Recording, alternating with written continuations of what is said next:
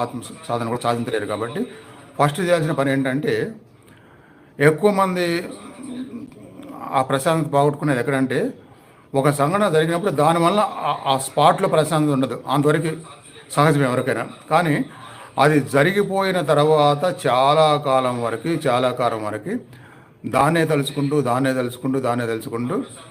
అందువల్ల ప్రశాంతత పోగొట్టుకుంటారు. అది జరిగిపోయింది, ఏం చేయలేవు అని ఎంతోమంది చెప్తారు. కానీ మేము అలా ఉండలేకపోతున్నాం అని కూడా అంటారు. ఎలా ఎలా మర్చిపోతాము, గుర్తు రాకుండా ఎలా ఉంటుంది అంటారు. కానీ దానివల్ల నష్టం ఉందని ఒప్పుకుంటారు.